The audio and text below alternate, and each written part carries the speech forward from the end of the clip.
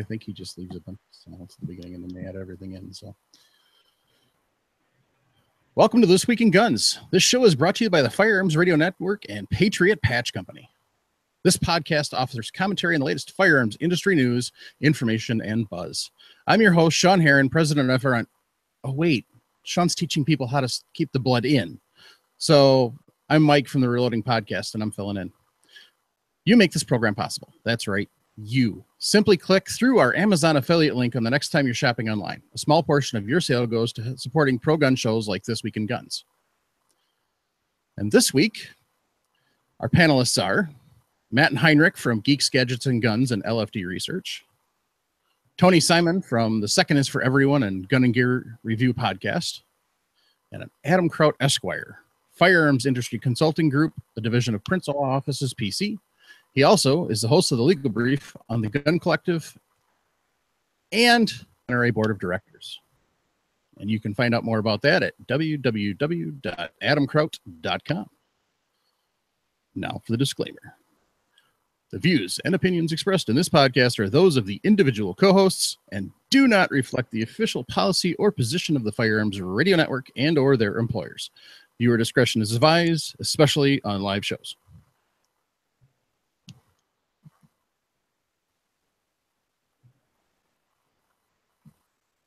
So now we're going to start off with some positive news. So who wants to go first? Everybody pick a story. Here, we usually just run through them. Never mind. So the first one's going to be guns. 24 times citizens use guns to save lives in the last 6 weeks. So there's a story on Breitbart. January 12th, 2017, New York Times editorial board claimed, "Grim truth is that concealed carry permit holders are rarely involved in stopping crime." That very same day, however, there was a concealed carry permit holder in Arizona who used his gun to save the life of a state trooper who was under attack on I-10. So, in fact, it seems like there's actually a lot more statistics showing concealed carry owners, or permit holders, rather, are stopping crime and saving lives. And Breitbart lists about 24 examples here that happened, I think, within the last 6 weeks, was it? Yeah, last 6 weeks, so... Yeah, but that's only 24. I mean, what about the other weeks? Dude, it is sad that they keep pushing the same narrative over and over and people buy into it. And then when I'm having discussions and I tell people between 250,000 and 2.5 million times a year people use firearms to actually defend themselves, they look at me like, about this. I'm like, you should ask yourself that. It's just crazy that we have 24 of them here, and these are only the reported examples that happen to be found. How many weren't ever reported in the news? I've done it 3 times in my life and didn't call the police after the incident because the incidents ended. So I'm like, that's 3 for me. It was once for my mom that I know about. Just happens, dude. Yeah. Well, and if you look at how many times firearms are used in a crime, they're used a lot more often for defensive purposes and usually without anyone shooting anyone. Oh, yeah. I racked the slide on my 1911, and all of a sudden, the guy who was coming upon me quickly, I got to my car before he thought I could get to my car. And yes, I had my firearm in my car at the time. This was 25 years ago. I racked the slide. It was a dark alley. That was the loudest sound you've ever heard. And all of a sudden, my man decided to do a Jesse Owens impersonation, and he couldn't get out of there fast enough. He really had somewhere else to be immediately. And so did I. The minute he took off, I jumped in the car, and I got the hairy heck out of there. That's how most people are, but then again, there are incidents that have been reported where somebody's like, hey, nothing happened, the gun was never exposed, and then the person calls and files a false police report, and then you have $10,000 in legal fees you got to pay. Oh, yeah. Oh, yeah. I know. And again, this was 25 years ago. I've become more mature in my handling of things now. And I know you call the police first to get that story told. or it could end really bad for you, like it happened to someone I think most of us know about. Yep. Yeah. Hmm. And I think that was $15,000. I've never gotten All- an exact figure, but Paul, I Yep. think it was, Altogether, it was about 25,000. Wow. We stopped talking about it. It keeps going up every time we mention it. yeah. Unfortunately, my state really sucks. Last time I got called up for jury duty, though, never one case ever went to trial in Wow. 6 months. Just seems a little odd to me. All right. So next is about Shanna Lopez Rivas. A lot of people who spend time in the firearms industry have heard about her story. She's a New Jersey native and a rape survivor. After her rape, she vowed she'd never be a victim and decided to arm herself with a concealed carry handgun. And now, crusading against the New Jersey Democratic gubernatorial candidate, Phil Murphy. And her quote is, "He has promised to criminalize women like me that choose not to live in fear." So according to an article at headout.org, Murphy promises to reverse every gun-related veto from Governor Christie over the last 7 years. As of right now, what they're saying in New Jersey and what he put on his website is he's talking about a magazine limitation to 5 rounds now. He wants a 5-round mag limit. He's going to sign anything that comes across his desk that's anti-gun. Up to 20 bills right now are already out there for him to sign. And pretty much the Democrats are going to have a good old time just stripping the rights away from New Jerseyans. And most of them sit on their butt and don't care.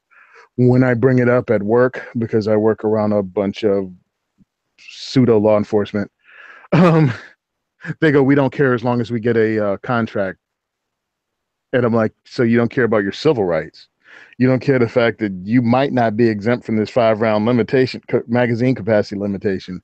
You just hope you get a clothing allowance in the next 4 years. Way to think ahead." That's just A lot of them think. That sounds like Yeah. it'd be probably the most restrictive nationwide if they get down to 5 rounds. Yeah. Well, it's like, how stupid can California be? New York said, "Hold my beer." They passed the New York Safe Act. And now Jersey's like, "Watch us, baby." And they're just going to get dumber. I'm kind of curious on how they're going to handle 6-shot revolvers if that passes. Well, usually they say something dumb like semi-autos. They go with semi-autos first. In New Jersey, I can have a 15-shot pump-action shotgun with a pistol grip and a folding stock. But I can have a semi-auto with a pistol grip. That's an assault weapon. I can have more than 6 rounds in a magazine on a semi-auto in New Jersey because that's an assault weapon. But again, I can have a 15-round pump-action pistol grip folding stock 12 gauge, and that's not illegal. Now, can you actually have a collapsible stock on AR there, for when you do your Second It's for Everyone shoots? Because I bet you have a lot of different body sizes coming through there. No. Everybody has to figure out how to use whichever length the stock is at. Here's a crazy thing. Matador Arms sent me a chassis system called the Sabertooth Mark II. It's Jersey legal. That means I can put my SKS in it and the fixed magazine stays in place. I can have an adjustable stock on that because it has a fixed magazine. But if I put a removable magazine in it, it becomes an assault weapon. So as long as you're using stripper clips, you're fine. Yeah, and it has to stay that way. Oh, and M1 carbines are just illegal by name. Oh, and so are slingshots. That's actually on the assault weapons ban. Jeez. Well, and you need a pistol permit for a BB gun. Let's get back to news now. So the Ninth Circuit is going to try the open carry ban in California. Basically, what happened is 67 California passed a ban on loaded open carry as well injunctions against the 2 unloaded open carry bans. And so they're going to be in October. The 9th is going to hear the arguments from both sides on that, and it looks like they're also including California's Gun-Free School Zone Act of '95 in that. Oh, wait a minute. So they're not including that. Their original lawsuit was filed 6 years ago, and so it's just taken that long to get to the 9th. So that gives you an idea of how long it takes to work through the courts. So that's a problem there. But the good news is the last gun decision or gun case that went through the 9th, we actually had it favorable. Didn't stay favorable. The panel decision was, but then they reheard it on bonk and it was reversed. I tried reading through this guy's, for lack of a better word, rambling. Honestly, if he had posted and I see now that I'm looking, I guess the documents are all posted on another spot, but trying to figure out what he's asking for here and wading through the history and other stuff, at least quickly to give some kind of feedback on it's a little tough for me based on his formatting here. But essentially, it looks like he sought. He's complaining about the people that are not complaining, but I guess he was attacked for not seeking an injunction against every California gun law. He particularly points out the Gun-Free School Zone Act of 1995. He requested declaratory relief. Let's see, what was it in relation to? That open carry is a right guaranteed by the Constitution in non-sensitive public places. So essentially, it would be the court saying that, yep, open carry is a right guaranteed by the Constitution in non-sensitive public places. Non-sensitive would indicate things that are not like government buildings, potentially schools, although I think in California they're not going to go that far. I guess he lists what he had requested declaratory relief for. So he requested no license is required to openly carry a firearm, private motor vehicle, and any attached camper or trailers are not public places. Firearms can be carried in them.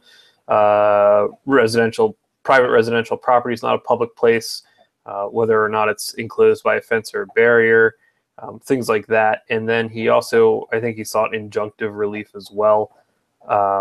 So that's, I guess, the rundown. So oral argument, really the whole purpose behind oral argument is for both sides to kind of have a chance in front of the court to articulate a particular position, something that they might not have been able to do so much in a brief or as well in a brief, or answer questions the judges may have for them.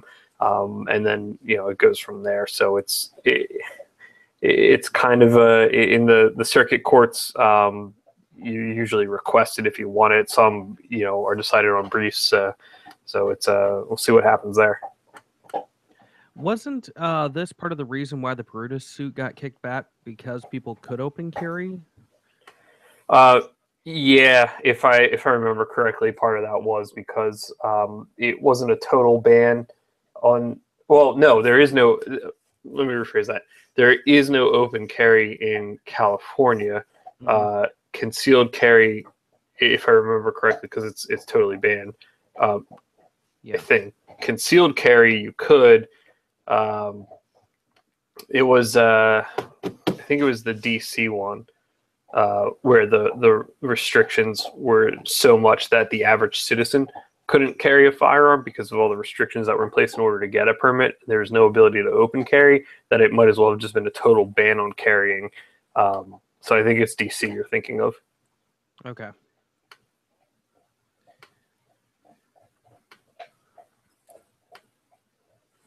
So that's pretty much that one.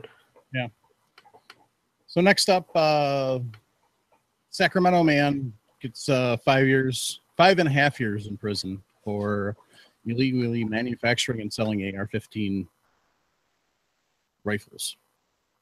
Justice Department news release: 44-year-old Luis Cortez Garcia ran a firearms parts business, and he was selling complete AR-15s without an FFL, and he didn't have a license to manufacture either. Which is that, Adam? Is that a 7? Yeah, it's a Type 7, but it sounds like he wasn't licensed at all to either deal or manufacture, and on top of that, he was a prohibited person. So he couldn't have gotten a license anyway. And Hey, of what's course, there's that term they use for manufacturing. him? What was the question? I asked, what was that term they used for him? It wasn't just he was a prohibitive person. He was It was former convicted felon, and where did it go here? Undocumented resident. Undocumented. resident. Dude, they try so. Does that mean illegal immigrant? Yeah, Because Yeah, you can probably. you can call him a felon, but you can't call him an illegal immigrant. They have him in the Justice Department release. If you click that link, they say Cortez Garcia did not have a license to manufacture or sell firearms, and as an illegal alien and a felon, Cortez Garcia was prohibited from possessing firearms. So the Justice Department called him an illegal alien. I guess guns.com did not want to go down that road. I'm like, it's a puzzle almost. It's like, well, what does this really mean? Because illegal alien, I got. Maybe because I grew up and that was the word you used for it. But now undocumented, it's like, well, you lose the paperwork? I mean, what are we talking here? And of course, it's he went annoying. even further and was building full autos. Yeah. Well, They well, caught it's someone kind who of was like, working on ghost guns. yeah. Here's the thing, and it's kind of funny because it's kind of like the steroid thing. Guys used to deal steroids back in the day before they became really illegal. They'd be selling them in the gyms, and then all of a sudden they passed a law and said, you know, steroids are illegal. It's a Schedule 3, same thing as cocaine and heroin. And the guys were like, well, we only have a select few people that want to actually juice. And since it's the same jail sentence anyway, why don't I just sell some weed and some coke and some heroin? Yeah. So if you're going to be selling illegal guns anyway, you might as well make short barrel rifles and suppressors and sell them too. Well, yeah. You're going to jail anyway. So And he you only have got the 6 same years. knee defense. Yeah. Yeah. Why not? All right. So our next story, Wilson Combat is getting into the Glock. No, they're not making Glocks, but they are offering custom finishes, tactical sights, match grade barrels, and their signature starburst polymer frames stippling. Way to be late to the party. Mhm. Yeah. The only thing they got going for them is their Wilson Combat. So there's going to be a bunch of old dudes who go, "Oh, they did my 1911. I need them to do my Glock," and possibly. I will say the stippling. I did pull up the website. It looks like they're lasering the stippling on there. So as far as manpower and time, that's got to certainly save that, and it's a pretty clean look. But no, a bunch of Glock Yeah. 21s getting done soon. That's all I'm thinking about. It's 45 ACP. Yeah. Because it kills your soul. I kid you not. I heard somebody in the shop the other day. I've heard it all over the internet. There was somebody actually in front of me who said, 45 will knock them down, and 9. Oh man, here we go. Hey, I was watching what's the TV show? It's the one of the historic outdoor show, not History of Gun, with Joe Montana. I forgot the name of that show. And it was the curator of the NRA museum that says you can hit them in the pinky with a 45 and it will spin them around and drop them. And I'm like, you're the curator of the NRA museum and Get you're out. repeating that stupid crap? Get out. I wonder how much creative editing showed up in that clip. I don't know. There is that one gun dealer in our place that when he became a sheriff's deputy, converted his Glock 22 to full auto. Mind you, he couldn't legally do it because he had the FFL for it, but he did that for his carry weapon. Brilliant. Yeah. So Wilson Combat diving into this market, cool, but I think they're going to be a little late on it. And if it has Wilson Combat pricing like everything else, I think it's going to be a little. Well, I don't know. I guess Agency does well, but different group. Yeah. Well, did you also see that if you had any other work done on it? Yep. If you had any other work done on it, They they won't won't touch it. do work on it. I don't blame them. Oh yeah. I think that's probably true of a lot of custom shops. But I got my 2-ounce disconnector on it. Pull it out. Yeah, you gotta love it. Hey, I got a Gen 2. I'm cool. I don't have finger grooves. That's all I worry about. Well, Yeah. speaking of generations, Hmm. we're seeing rumors that the 5th gen Glock is going to be released soon. TFB had an article, but they don't really give a lot of information. But They it don't was, have a lot. but it was big enough that they had to pull it from the homepage. So What I can tell you, I was at a Glock Armorers class Tuesday, and the gentleman teaching it said, I can't talk about what might be coming.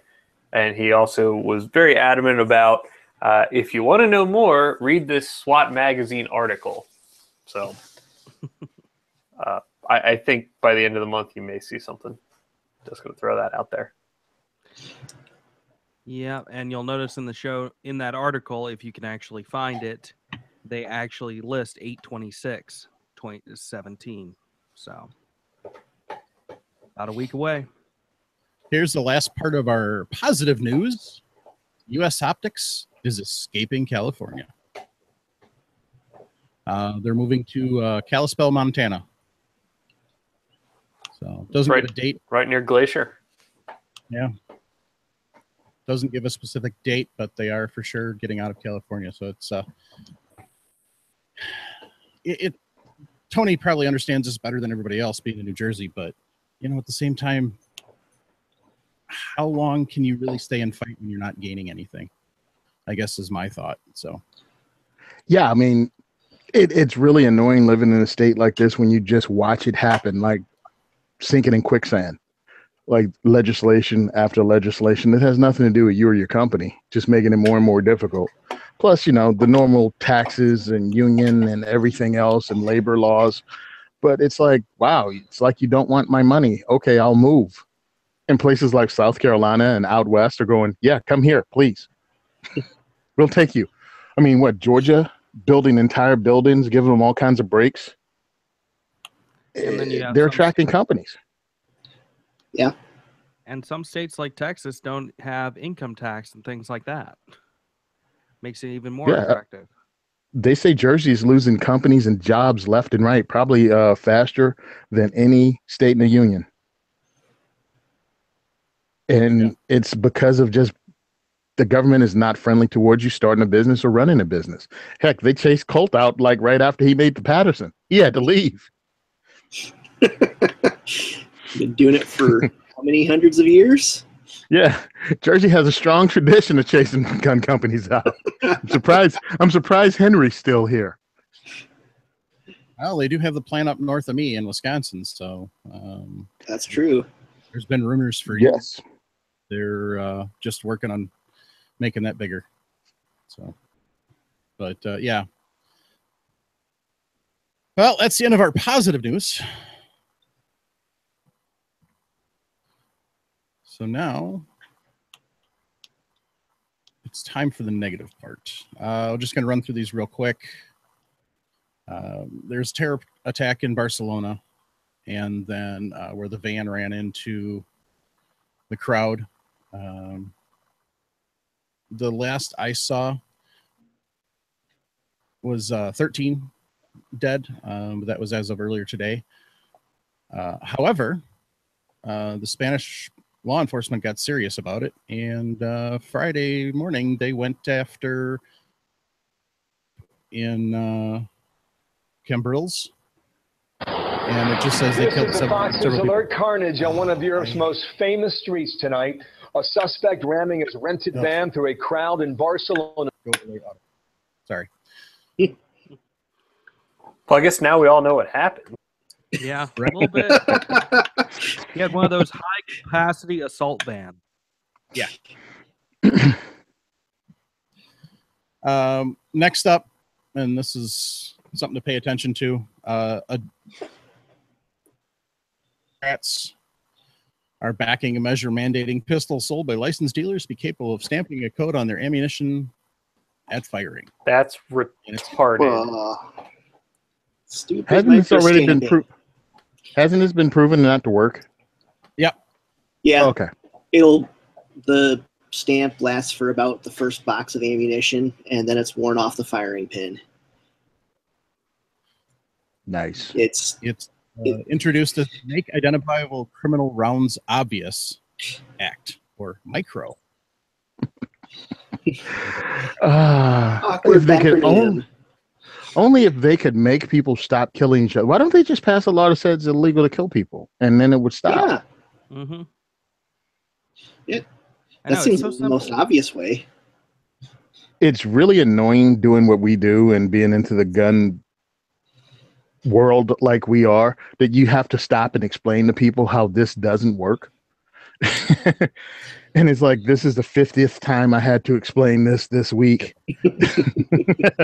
And every time, unless you want to be just that gun jerk, you have to take your time and explain it to people. Yeah. Well, and Maryland had tried to catalog a cartridge from every pistol sold in the state for how many years, and they finally gave up. Yep. Yeah, that was recent. That was what, the last 2 years, I think? Yeah, it was like last year, the year before, and they had tens of thousands of samples on hand.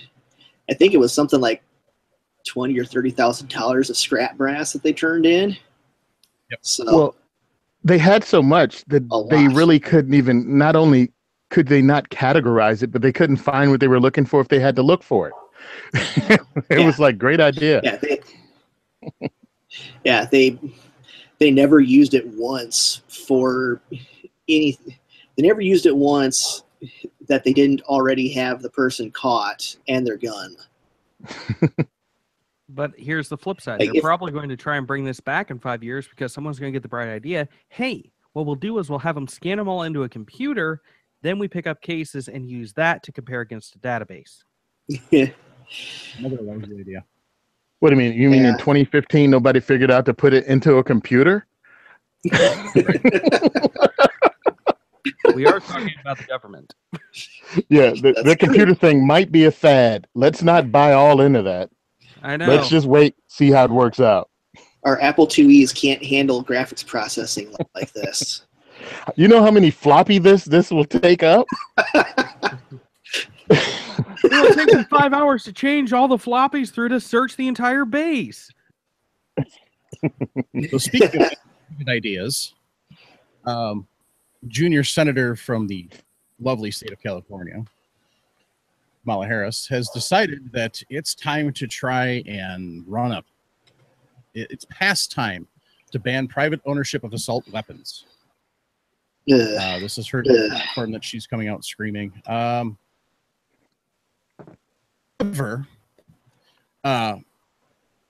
in the same article on Breitbart, it says the FBI's 2015 Uniform Crime Report showed the number of people killed with rifles of any kinds and shotguns in 2015 totaled approximately 548.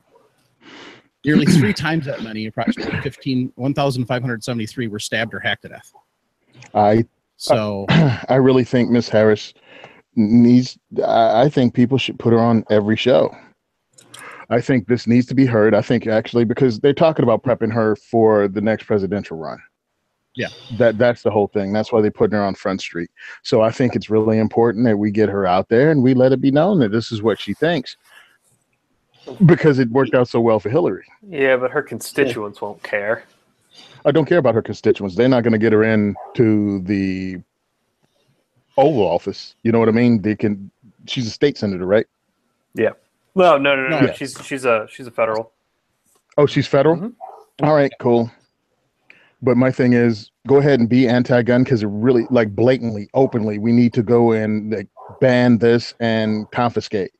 Put that out there, because nothing like galvanizing about 50 million gun owners that actually get off their butts. So yeah, it's awesome.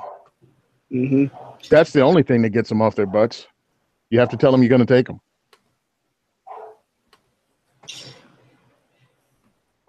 Yeah. So next up is SCCY handguns are on the ATF radar. Sky. Yep. This is from American. Have a program where they would replace a pistol if it was stolen? They stopped that. Yeah, they had it. If it was stolen, you show up with a police report, and they replaced the pistol free of charge. Gee, I wonder what happened to a lot of them. Yeah, totally. Well, at least you know who to arrest now. The guy who lost 18 Sky pistols. Yeah, and of course, I mean, it's not a terrible gun, and it's at least cheap. But then again, don't they look at every single gun transfer that has more than one pistol on it? Actually, it's more. Isn't it more than one pistol in 8 days? Guys, I thought it was inside of a calendar week. I think it's well. I know For my 7 local days. FFL won't do more than 2 handgun transfers within 8 days. He's scared Wow. of the ATF.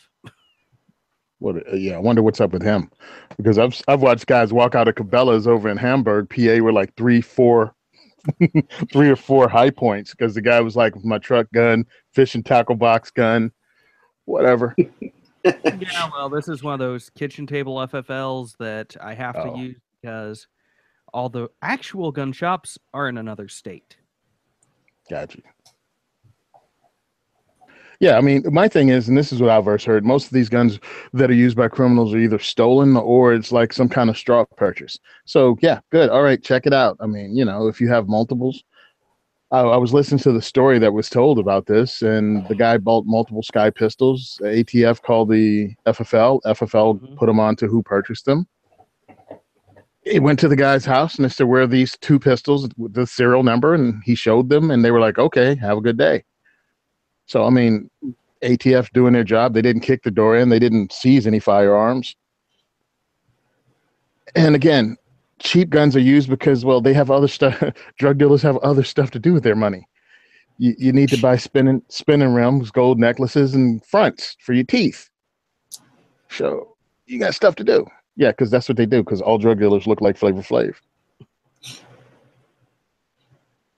I've seen rap videos. Got street cred.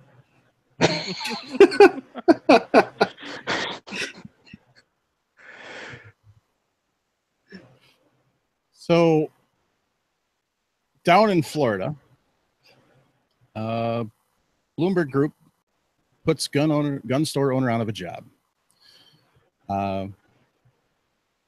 There was a criminal who we won't name, walked into Lock and Load and tried to buy a gun. The employees at the Florida gun store turned him away, and rightly so. He'd been diagnosed with schizophrenia, and after his mother had him involuntary committed, he tried to strangle her. So after he got out, he went to Lock and Load again in Oldsmar, Florida, but this time he brought a neighborhood acquaintance.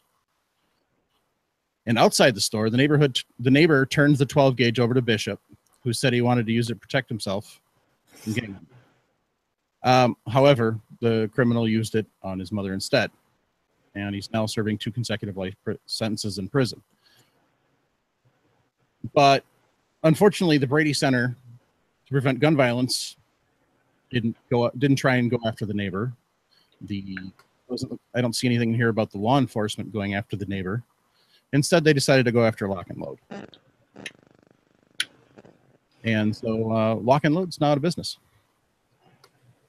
That article links to the Washington Post, I guess, where the article actually stemmed from. And I guess I apparently love great journalism because I can't view it. They want me to subscribe. So I'd be curious to see what the basis of the lawsuit was. Whether or not they tried to invoke the Protection and Lawful Commerce in Arms Act or not, or whether or not it was simply, we have a whole bunch of money and we could sue you, and you're probably a teeny tiny gun shop with not so much, so you're going to run out of funds to defend yourself.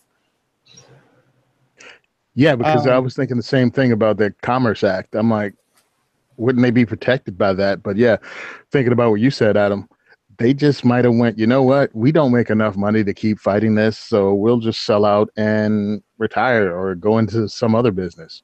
It's a great litigation tactic if you're the one who's got unlimited funding. You can keep going and file frivolous thing after frivolous thing, and the other guy eventually is going to go, I can't do it. Yeah, works great, especially if you're never paying the legal fees that you're ordered to pay for all the other cases that you've lost. True. Yeah, it on looks the, like he had another lawsuit where he sold a 38 pistol to a woman who used it to kill her kids. And Wow. he entered into a settlement with the Brady Center, and part of that apparently was encouraging gun owners to be careful who they sell their guns to. he sold his gun. Part of the settlement was he sold his gun shop, and he's no longer going to be engaged in the business of selling firearms.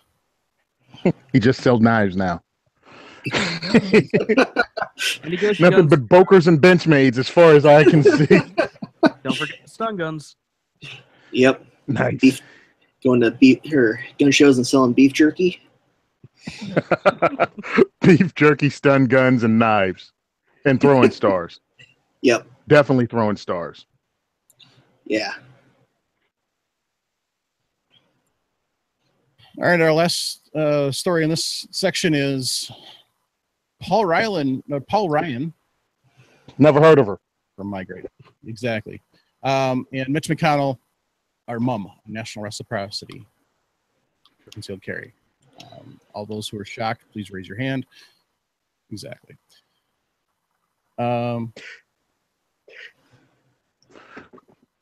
It's up to the gun owners of Tennessee and Wisconsin Yep. Yep. to light a fire under their butts and call their offices. Actually, the time to do it was during the primaries, because that's when they care. Remember, politicians only care about elections and getting reelected. Yeah. And even though Ryan's in a heavy Democratic area, they keep reelecting him. He did actually have a Republican that ran against him in the primary, but that didn't go very far. Yeah, people don't pay attention to primaries. I worked a primary in a 568 person district that 25 people came out and voted. Oh. Nice. Nothing like voter turnout. Yeah. Oh, yeah. So that day, I ordered 2 CZ75s from AIM Surplus.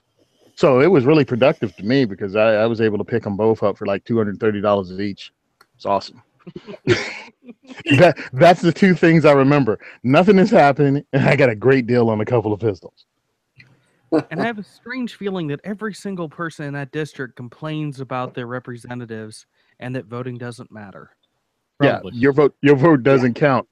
I'm like, I could have invited my Facebook friends within 10 miles of my house, and I'd be the mayor of your town right now. Yeah. Why don't you do it? And Have the on and Second off. for Everyone diversity shoot as a taxpayer expense.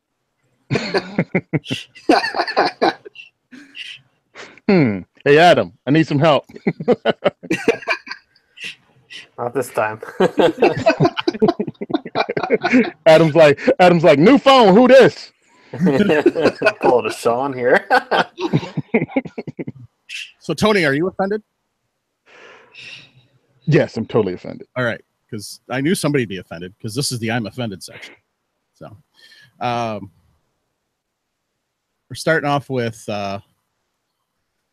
somebody from the government saying the NRA is becoming a domestic security threat. So, on this particular one, shocker, Rep. Kathleen Rice out of New York tweeted that the NRA and NRA spokesman Dana Lesh were becoming national security threats. It has a lot to do with the video that she released a little while ago. But, you mean re-released? yeah, You mean re-released? Because it came out in like February and fell flat and kind of sucked. And then they re-released it right after NRA and it took off. It still sucks. It still sucks. I'll be the one who says it. I don't. I was talking about this earlier with John. I personally don't like the video at all. I really think the NRA is doing themselves a disservice by branding a new enemy, the left. You're alienating a bunch of people who could potentially be NRA members. If you want to go after anti-gun politicians, have at it. You want to go after anti-gun publications, have at it. You want to do things like that, have at it. But branding an entire group, you're going back to the fear tactic. You lost Obama as your mainstay, and now you're looking for someone else. And I don't agree with it, but There, I Well, said it. as someone that Yeah. actually hosted a varsity shoot, where I pretty much make it a point not to do the left, right, Yep. liberal, conservative thing, and then to watch the NRA swing and miss the first time and then re-release the damn thing again. Yeah. I'm like, look, it sucked. You said they like 25 times. Just stop. You're being divisive. I don't need that. My thing is, I've had people from all different backgrounds, transgendered, straight, gay, every religion in my events. And I make it a point that I don't even want you to talk about your favorite ball team if it's going to cause a fight here, because we're here about the Second Amendment and the Second Amendment only. The NRA has one game plan, it seems to me: fear-based recruitment. Yep. That's all they know. They need a bugaboo. And if they don't have one, they're freaking lost. And it's like, hey, the new thing is recruiting people from all backgrounds. You give it lip service, but they have no idea how to do it. And I watched it in 2 NRA shows. They have no clue. They're like the old white guy trying to make minority friends at like the neighborhood picnic. Hello there, friend. Hello there. You know, I really love that Negro music. What do you call it? I mean, it really is like what was the guy named from Anchorman and Anchorman 2 when he was at dinner with the black family? He was just trying to fit in Ron Burgundy, and that's what the NRA is. It's like, we like you guys. Let's take a picture with you, but that's as far as they go. And then they release something like this that just alienates people. Because left or right, most of us still pretty much are central. We believe in most of the same things. Usually it's just some social or economic thing that we slightly differ on, but we have more in common than we do different. But to keep pushing this divide is ridiculous. And the fact that the NRA has such a small percentage of gun owners as actual members. Yeah. Very small. It's ridiculous. Of course, and that's not just saying they have an outreach problem to minorities. They have an outreach problem to everyone who is a gun owner. Oh, yeah. Yep. It's pretty much a FUD thing. I mean, that's who they had as their owners. They were able to recruit a bunch of people. I'm actually an NRA recruiter myself, but during my events, because the NRA has pretty much made their name kind of sort of toxic, explain to them when I have NRA ILA reps in that they're totally different organization than the NRA itself. And then they talk about the legislation they're moving forward.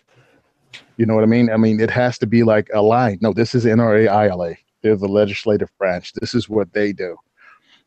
Because the NRA turned their name into poop, not only with gun owners, but heck, within NRA instructors with their new, what do you call it? Safeguard, whatever. Carry guard.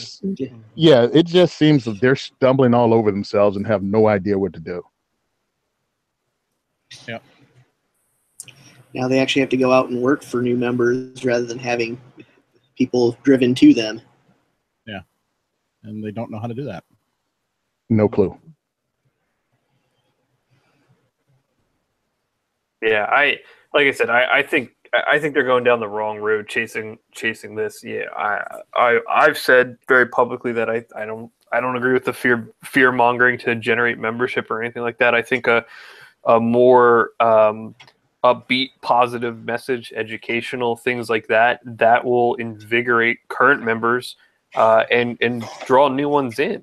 I really think they need to bring in younger guys as NRA board of directors, dudes with beards that have short barrel rifles with suppressors. I mean, I really think that's what NRA board members should be. Well, yes. the marketing the marketing is separate from that. I mean, just from a marketing perspective, you're already cutting down the potential for members right in half, right there. And then you go on a fear-based one, and does fear sell? Absolutely. Does it sell to more people than a positive message? I don't think it does. And I think that they're probably too scared to try something different. They had 8 years of, the boogeyman is here, and now they don't have the boogeyman anymore. Like this weekend in New Jersey at the Association of New Jersey Rifle Pistol Club Owners, that's the New Jersey branch of the NRA, the state NRA. Yep. They are having a shoot at Cherry Ridge Range that is free. I volunteered last year and I'm volunteering again this year. I had over 200 people come out to my station, shotgun station, shooting clays last year. That's awesome. From 7 to 70. I had people come out and at least break one clay. We shot cases of ammo through my Stevens shotgun. And it was fun. People got hands-on, and that's how you do it. You recruit. You be inclusive, not exclusive. This is ridiculous tack they're using. Dana Loesch has some great points. She doesn't back down from stuff, but really this whole thing kind of sort of sucks.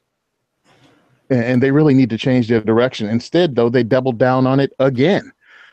And, we're not going to back down. And it's like, just stop and just be inclusive and stop this battle lines are drawn thing. Just recruit. Show this thing as a family-friendly, fun, equal rights, everybody. I don't know, maybe have like diversity shoots and second is for everyone events. I don't know. On a national level. What I'm saying is I'm totally willing to sell out this thing to the NRA.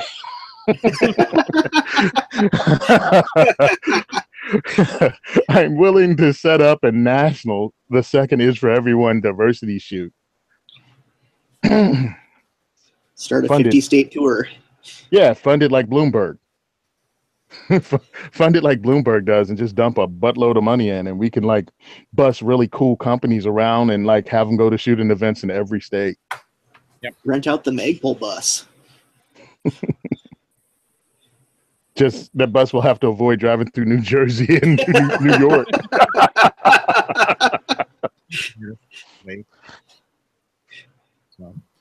Speaking of NRA, Ted Nugent says the Rock and Roll Hall of Fame won't include him because of the NRA and because of his pro-gun stance. Not because he's a one-hit wonder? Oh, burn.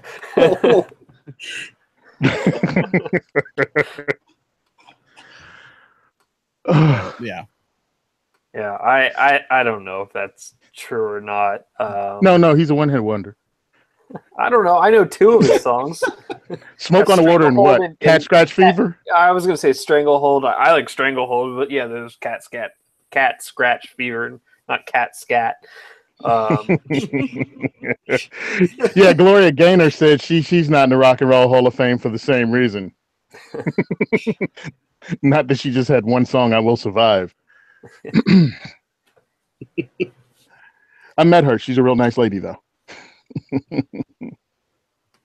Yeah, the other interesting story you got here in the I'm Offended section is the Seattle tax. That I mean, this is obscene that there had to be a lawsuit. Well, not a lawsuit. That's good. But the city of Seattle spent more to defend a lawsuit against a gun tax it imposed than it gained in revenue from that tax. So it actually expended more money defending this thing than it made from implementing it, which is just, if you're a taxpayer, Seattle, you gotta be pissed, like really angry. They don't care. They won't even read the story, but it is ridiculous. Well, I think eventually you're going to see people start to be like, why the hell are you spending my money on this crap? And then raising taxes more. Mm-hmm. Pick a tax, soda tax, whatever it may be. But I think eventually people are going to start looking at their paychecks going, what the heck? But this is this is obscene. It's a $25 tax per firearm, or 2 or 5 cents per round. It generated no more than $108,000. Apparently, a single gun seller accounted for more than 80% of that revenue. So they had a Cabela's in Seattle, huh? I guess, and they were projecting that it was going to do $300,000 to $500,000. So they fell way short of that projection. So that's now you see why politicians are horrible at balancing budgets. Yeah. Yeah, so that definitely offends me that, Seattle spent money defending that nonsense. Yeah. But what happened was a lot of the dealers moved right out of the city limits, across, and opened up a store like 5 minutes away. Do you blame them? I would have too. No, not at all. It's like, congratulations. Not only did you lose the tax revenue just from this silly tax, but whatever the business raised and was paying out, yeah, you lost that too. You lost the money from every time they ordered lunch and have it delivered. Those businesses lost money, so you lost that tax money. Congratulations. Way to run businesses out. It's like New Jersey left coast. Great. All right, so now on to the full auto news segment. This is stories the real media won't talk about. So who's up first? The real media won't talk about a sub MOA 6.5 Creedmoor for $400. Yeah. Huh. I don't even want to talk about a real sub MOA 6.5 Creedmoor for under $400. Me neither. I just thought it was a funny headline. Yeah, it is, right? You want to go with I'll go with the unarmed Texas store owners fight off armed robbers. All right, let me click on this with my slowest computer connection ever. I should have had it up already. Wow. This thing might as well be on an Exo-Sketch. It's so slow. All right, so 2 guys are behind the counter in Texas. And guy comes in with a gun and tries to rob the place. Well, they look at him, and both of them attack the guy and start whipping his butt and make him drop his gun. And then the second felon rolls in with his gun. And it turns into a big monkey fight. My video wouldn't play, though, so I didn't get to see the fight. But they got possession of one of the guns, or made him drop one of the guns, and then they tried to hold the criminals in the store. The criminals escaped, ran out, and the guys, the store owner and his son, thought the guns were fake. They thought they were BB guns. And then the cops showed up, picked it up, and found out the guns were fully loaded, and they could have had their head blown off at any time. And these guys said, what's up? How scary the handling was when he pulled out that first revolver. Just that really? transfer was so not smooth. It was bad. Well, that's probably what they thought. They were like looking at it going, who are you, Tex Grubner? I got this. They just decided to try to beat him to death. Well, the funny thing to me, I'm sorry, go ahead, guys. He pulled out a gun and starts trying to point it at the clerks and ends up getting his accomplice in front of the muzzle half the time as well. Wow. Yeah, my video would not load. I really wanted to watch it. Here's the funny thing people don't get. Sometimes that dude with the funny accent at the store has been raised in an environment where he's have AK-47s pointed at him his whole life. So when you show up with your Sky pistol, he's not going to be intimidated, and he might take it from you. You see what I did there, right? I brought it right back around. But yeah, I'm sorry. You have some immigrants who are not intimidated by one dude with a gun or even 2 dudes with a gun. No, and some of the time might not work out for their you. own carry permit as well. Yep. Mm-hmm. And sometimes they have things that they used in their country, like machetes or just real big pieces of wood or sporting equipment. Some people just might not be easily cowed by you and your firearm. That should be a lesson for firearms owners too that use it in self-defense. Yep. Maybe I have a gun might not scare someone. Yeah. All right, who's next? Oh, I want to talk about this Florida man. Almost one. You know it's going to be good when it's a Florida man story. Oh, yeah. So, Florida man pulled a gun on a martial arts instructor at church during an argument over firearms and self-defense. So, Port St. Lucie police report say that the martial arts instructor was talking about an after-school class, and he told one of the parents there that he didn't think guns were a great choice for self-defense. So one of the people in the audience pulled the gun on him and brandished and pointed it at him. And of course, his story is, well, I pulled the gun, but I didn't point it at him. Oh, okay. Let him go home then. See, you didn't tell me that. It was reasonable. Yeah. Think it was a Sky pistol since they're made in Florida? Well, if you're gonna that's true. If you're gonna pull it out and point it at someone over something as stupid as that, it's probably a Keltec or a Sky. Now there's more sponsors we can't have for This Week in Guns. Thanks. But I actually like Kel-Tecs, but some of the folks who get them don't seem to know what they're doing. Yeah. It just amazes me because this guy pulled out a pistol, according to him. I'll just go by what he says, for no reason whatsoever. So I'm thinking this guy had a carry permit, and he probably would show anybody his gun for any reason whatsoever. He just wants to show it off. Because when you find yourself pulling it out during a conversation in church, you might have a problem. Yeah. An Yeah, overheard he was that conversation. guy. An overheard conversation, by the way. It's not even like you were in it. And then, of course, he went on to say, "Bang, you're dead."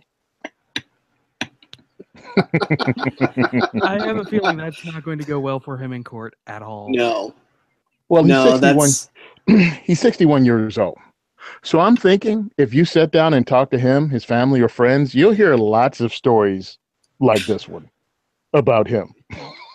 Let's just say this is probably not his worst decision. He probably bought Betamax too. Just say it. So oh boy. the reason for the sub MOA 65 Creedmoor being in here, I'm pretty sure that's the Ebbs story of the week. After all, it is Thompson Center. So I'm pretty sure that's why that made it. Is it a regular Thompson Center or is it the Compass that got recalled? It's the Compass. Yeah, it's okay. There we go. Yeah, that's the fancy ones at the time, but so yeah, so it's not even the old man gun. No, it's the let's copy what Ruger and Savage did with the Axis and the Ruger American and fail. Yeah. Yep. Best line in the story. The Compass line was built from the ground up with the idea that inexpensive doesn't mean cheap. Isn't that the definition of inexpensive? That's the politically correct way of saying inexpensive or cheap. Oh, okay. One of the two. Right. All right. Does anybody want? But well, I want to say this though, because I say it on Gun and Gear Review all the time. Okay. We are in the golden age of firearms development because one MOA used to be a really big deal. It really did. I mean, you'd have to have work done on your Model 70 or whatever to make it get one MOA back in the day. And now you can do it within pretty much out the box anything at this point. Yeah. How many guarantee out of the box with factory ammo? It used to be, as you were saying, it used to be you had to have a whole bunch of work done and you had reload. Hand loading. Yeah, I mean, you can just build your own AR-15 at home with a good barrel, and you're there. Yep. So, I mean, as we joke, just realize, for a bolt-action rifle, this has dropped down to $400 out the box with factory ammo. It is pretty amazing. I mean, when you think about it historically. I was just cleaning up and packing. MSRP. So, it'll probably even sell for less. Yeah, you're probably true. $375. Yeah. So. Nothing to sneeze at. No. Still funny though. Okay. All right, I guess that leaves me up. Yep. Boy Scout camp was burglarized in Hancock County, Mississippi. So I put that in there. Enjoy it.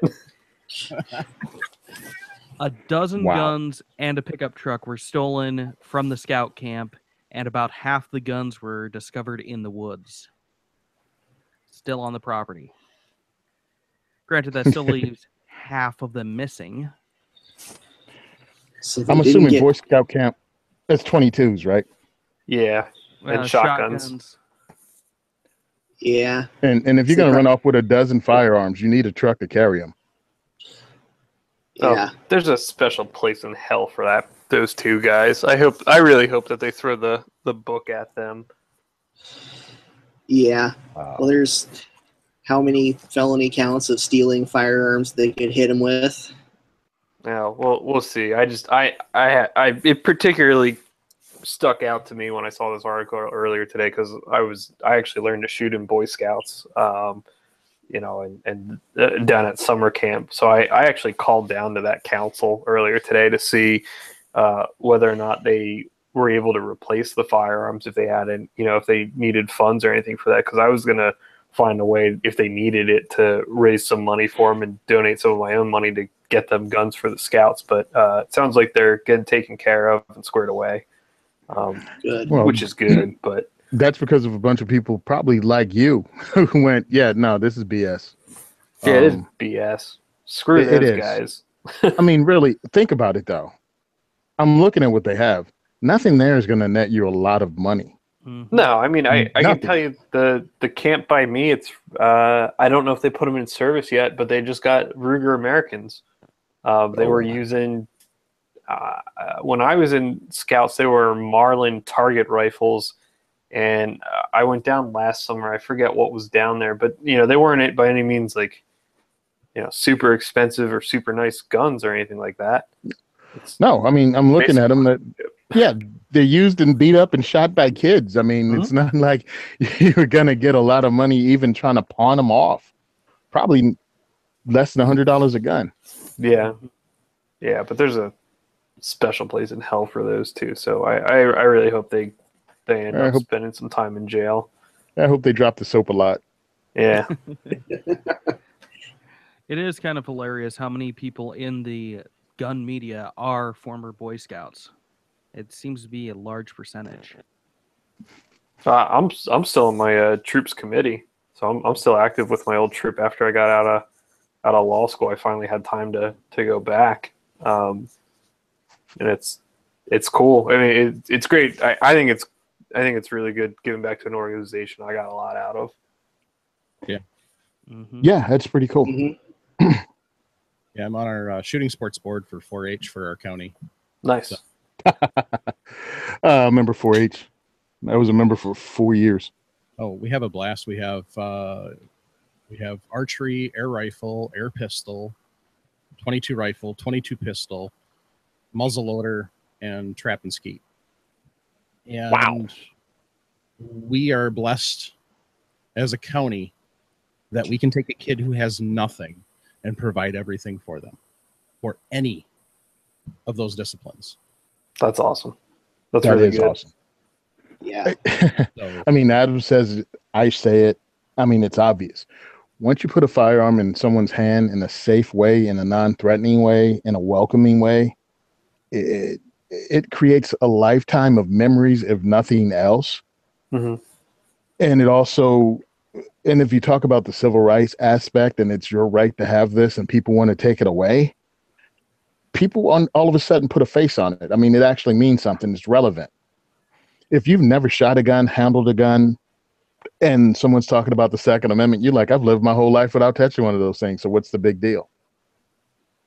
So yeah, things like Appleseed, things like Boy Scouts, 4-H, it's all really important. Shooting stuff in school, the shotgun team, some places have clay teams and stuff like that, especially out in the Midwest. Awesome. Course, get people involved. Yeah, take someone out new shooting every week. It's the only way to really convert the culture into accepting guns. Trust me, because talking about it all the time not only gets monotonous for us, gets monotonous for the listener, and it really does not connect them as much as some recoil in the shoulder, and watching something fall down, get knocked over, or explode downrange. Absolutely.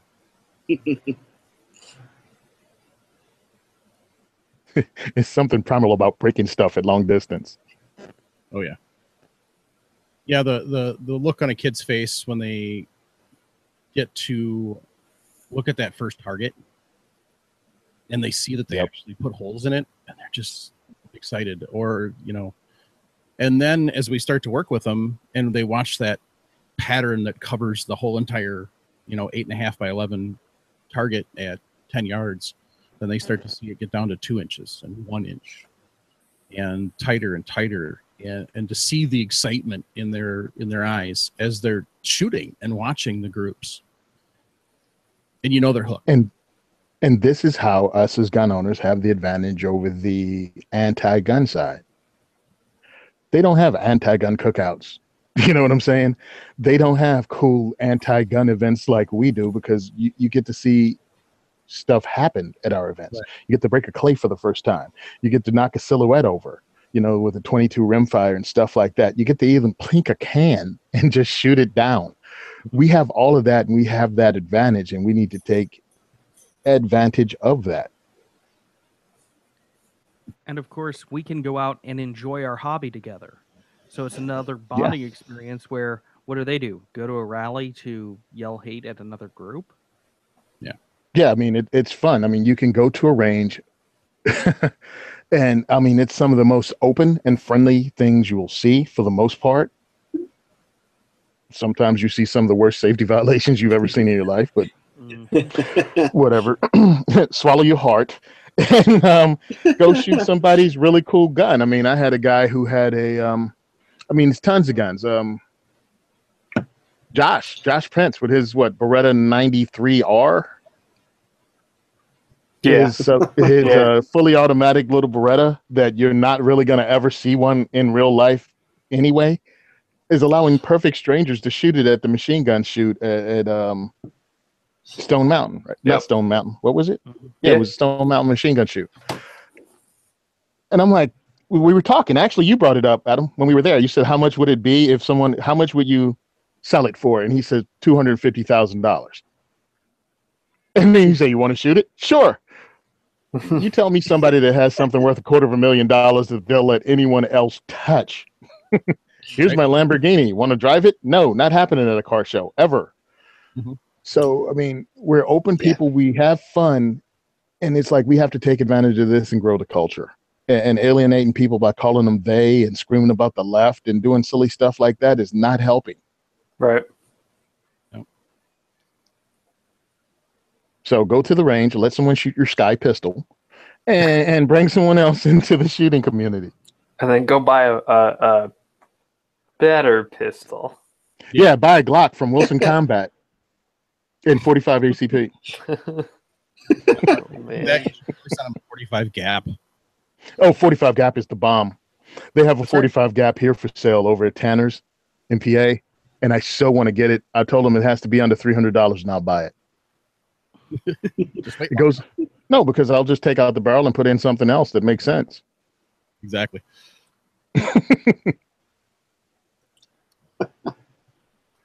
All right, I haven't folks, seen a box of 45 Gap ever. No, I can't ever recall seeing any. Yep. People with 357 SIG laugh at people with 45 Gap. Like, what do you buy that useless caliber for? It'll never catch on. All right, folks. If you want to pledge your support for this show, you can do that at firearmsradio.tv/pledge. Like the This Week in Guns, or if you just want to support the network, then just support that at the top. We thank you, everybody, for doing that. And we want to thank Patriot Patch Company for their support. If you haven't noticed, if you're looking at my hat on the video, you'll notice that that is August's patch of the month. And it says Summer Soldier with the classic First Gen Super Soaker. Yeah. And Heinrich is holding up probably the best patch to come out, which was last month's patch of the month. You can get your patch of the month two ways. You can go straight to Patriot Patch Company and join there, or you can go to firearmsradio.tv/pledge, and every single one of the podcasts has a patch of the month level, or you can sign up just for the network itself to get the patch of the month. If you're looking for new cleaning mats, they have some awesome cleaning mats with breakdowns of AKs, ARs, 1911. And for those of you who are fans of the off-roading podcast, off-roading world, they've increased the Dangerous to Go Alone series to include a winch and a high lift jack. Check them out. patriotpatch.co. Oh, okay. So if you want to... Go ahead. I was going to say, if you want to leave feedback, you can do that by commenting on the bottom of this YouTube video or the bottom of the show notes at firearmsradio.tv/This Week in Guns. You can leave us a review in iTunes at www.thisweekinguns.com/iTunes. And then you can also contribute to the show by using our Amazon affiliate link, which is firearmsradio.tv/Amazon.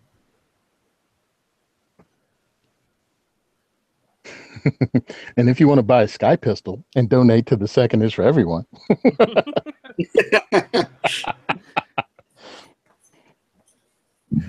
Oh, yeah, I might as well finish it since I started it. You can go to diversityshoot.com. If I'm going to get halfway through a plug and make it a joke, I might as well finish that sucker out. Oh, we're selling T-shirts, by the way, on diversityshoot.com. We're trying to raise some money to become a 501c3. So we have them in white, 2A4E. And pretty much, hopefully by Sunday, I'll have up the black T-shirts we're having. So we're only going to have these for a limited time until the end of August. And then I don't know, depends on how the T-shirt sales were. We'll either come up with new shirts and do them again for a limited time, probably for a quarter, not for a quarter, as in for 3 months. And hopefully we can raise some money. Because really I want to be a charitable organization, so it can help us out a lot, and we could probably get a lot more help from firearms companies and other companies if they could write it off.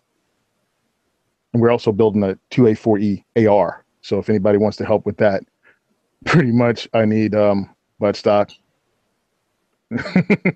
I need some parts. Hit me up on diversityshoot.com. Faxon already donated a barrel, which is awesome. Pistol grips. I have a whole stack of A2 I have grips. 750 A2 pistol grips. I may learn to stipple. Hey, Tony, I can send you. Yeah. What else did I get? Oh yeah, and another company called Hallenbach sent a actual lower.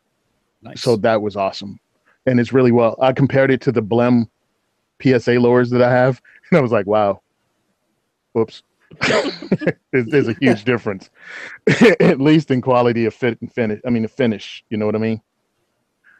But other than that, look, you guys want to help us out, go to our website, diversityshoot.com. Shoot me an email if you want to help and find out what parts we need for an AR-15 at tony@diversityshoot.com. I jacked the end of the show to do a blatant, shameless plug. To expand the gun community. That's a perfectly good reason. Yes. Oh, yeah. I mean, yeah, this is not for me. A friend of mine told me at the last diversity shoot, it's like a curse, dude. You ask for stuff, get it, and then give it away. I'm like, works for me. As long as it grows the community, man. That's right. We need more people. We only have 200 million Americans that we have to get to own guns by the next election. So what you're saying is every gun owner should give 2 friends a gun, and then we have 300 million gun owners? Every gun owner should buy their friend, 2 friends, a Sky pistol.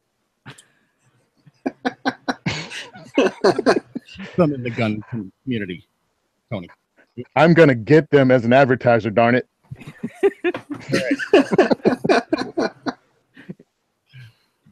Did High Point finally piss you off?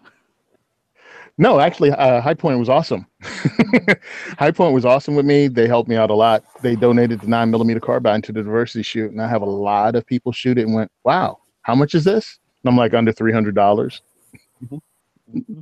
It's a fun plinking gun, dude. The only other, 9mm carbine you're going to get is twice that. Yeah. Pretty much. Adam, you want to plug your run for the NRA? You want to talk about it? AdamKraut.com. Check out the Legal Brief on the Gun Collective, weekly show dispelling the legal myths and misinformation surrounding the various areas of the gun world. And you can always find me here on This Week in Guns every now and then when I guess now Sean wants to have me back. Love This Week in Guns, by the way. Mm-hmm. And the Gun Collective. Awesome. Awesome stuff. Yeah, the Gun Collective, what you and John are doing over there, just amazing. That's all John. I just show up. Matt and Heinrich? Well, you can check out me and Heinrich over on Geeks, Gadgets, and Guns, the podcast where we talk about everything geeks, gadgets, and guns. Yep. And then if you want to see us do unusual stuff, recently it's been a lot of ballistics gel testing and with occasional forays into shocking each other with a taser. You can find that on lfdresearch.com or search for LFD Research on YouTube. Yeah, I was just listening today to your podcast with Weird Beard. Dude, we That one's had definitely explicit. we hung out for 3 days at NRA, pretty much. As I was at the table telling people, yeah, listen, no one really carries a 1911 as their EDC.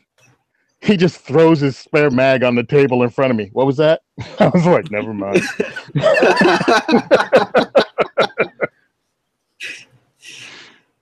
True, but you can I also carried go one to for- the state of Massachusetts for that. Yeah, true. Yeah. Well, people don't understand that. It's like if I'm limited, then I'm carrying something with punches the biggest holes in you I can. All right. Thank you, everyone, for tuning in. And if you want to see more of me, you can find me at Reloading Podcast. Sean should be back next week. I'm just glad we could pop in and help out and fill in to get you a show this weekend. So thanks, everybody, for tuning in, listening, and responding. And have a good night.